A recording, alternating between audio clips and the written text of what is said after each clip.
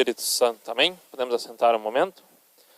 Celebramos então hoje dois papas que, segundo a tradição nos consta, são mártires da Santa Igreja. São Sotero, conhecido como Soter, né, em latim, e São Caio.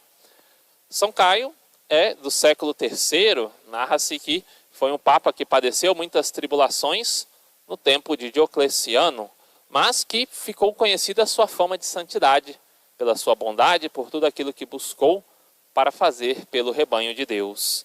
E São Soter, Sotero, né, traduzindo, foi um papa que sofreu muitas tribulações também, e sobretudo foi muito importante no combate a uma heresia de um homem chamado Montano, que defendia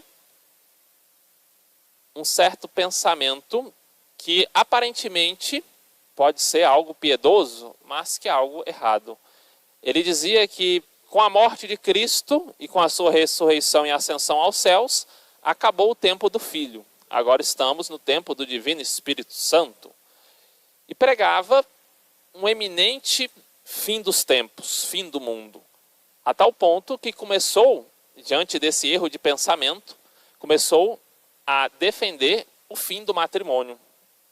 Começou a defender um rigor excessivo na penitência. Todos, segundo Montano, deveriam viver como monges, praticando grandes penitências e buscando uma vida, né, de oração isolada para que conseguisse a salvação. Então entrou nele um certo desespero, poderíamos assim colocar, uma desconfiança para com a misericórdia de Deus. Algumas pessoas erram, vivendo uma vida laxa, começam a relativizar os pecados e a doutrina, os mandamentos, né, vão dizer, eu não tenho grandes pecados, por mais que tenha feito muitas coisas erradas. E o outro lado da moeda são aqueles que acabam exagerando na questão dos pecados e dos erros, a tal ponto que não querem aceitar o perdão divino. Entram com um pecado contra o Divino Espírito Santo, né, um pecado que não tem perdão. Se alguém acredita que não pode ser perdoado por Deus, que o seu perdão não pode ser recebido numa confissão, não há salvação para ela, né? O que pode ser feito? Ela precisa mudar sua mentalidade, porque ela entrou pelo erro, né, pela heresia. E esse erro de Montano causou muito estrago, né, na história da igreja, porque era uma desconfiança para com Deus. Enquanto que, né, nós ouvimos na missa no domingo retrasado, Nosso Senhor dizer, eu sou o bom pastor.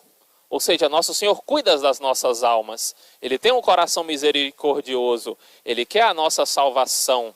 E quer a salvação no nosso estado, né? Não é necessário buscar o estado religioso, buscar o estado, né, todos serem sacerdotes, freiras ou monges, ou frades, para se salvarem. Sim, no matrimônio é possível a salvação, porque também é uma vocação. É um chamado para a santidade.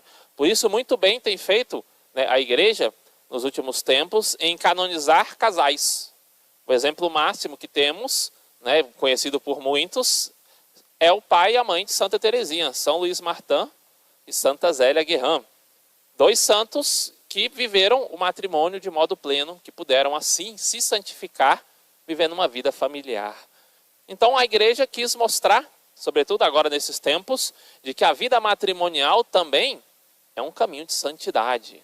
Quantas pessoas vão conseguir viver uma vida de piedade, uma vida de profundo sacrifício, testemunhando ali na família o amor a Deus, um amor radical por nosso Senhor.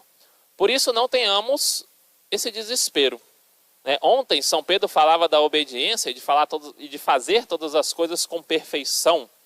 Uma pessoa que casada na sua família, em meio a inúmeras tribulações e dificuldades, busca fazer as suas obrigações, ou seja, seus deveres de Estado, com a máxima perfeição, pode muito progredir na vida espiritual. Mesmo em meio a uma família, né, numerosa, onde terá que ter preocupações com os filhos, nem sempre encontrará momentos de silêncio para a oração, mas poderá sim se santificar. Então, essa heresia, ela, né, mostra isso, esse erro do pensamento de Montano, que muito combateu Sotero, São Soter, demonstra essa desconfiança para com Deus. Os protestantes evangélicos têm como que ressuscitado esse erro.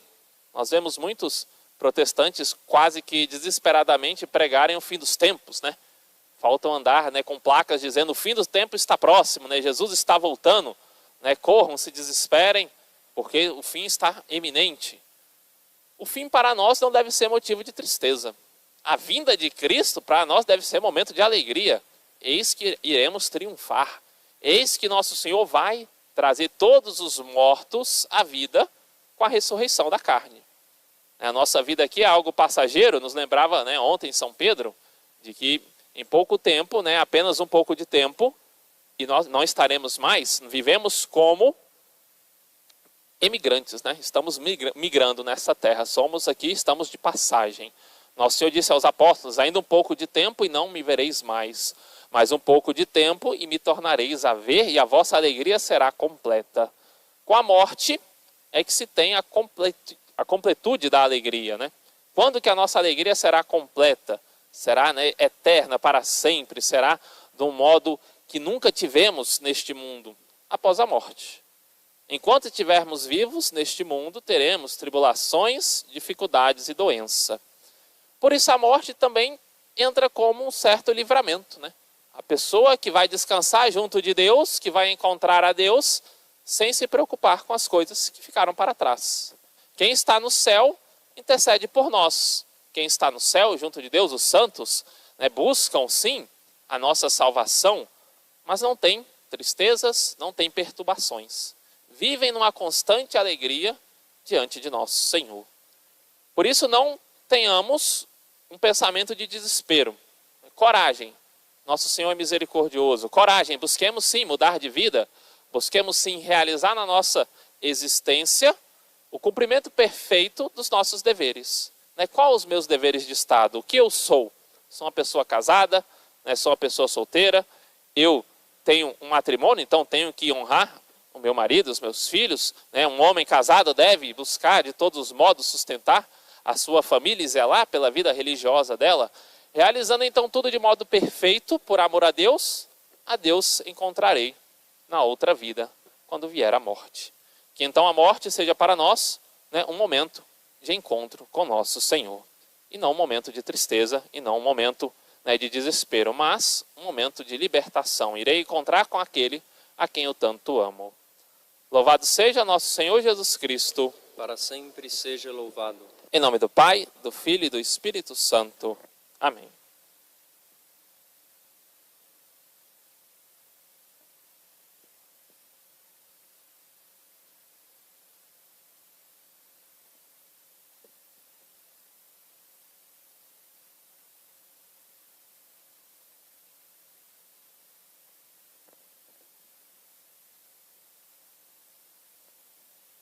Dominus vobiscum. Et cum spiritu tuo. Oremos. Ecce dedi verba mea in ore tuo, ecce constituet te super gentes et super regna, ut elevas et destruas et edifices et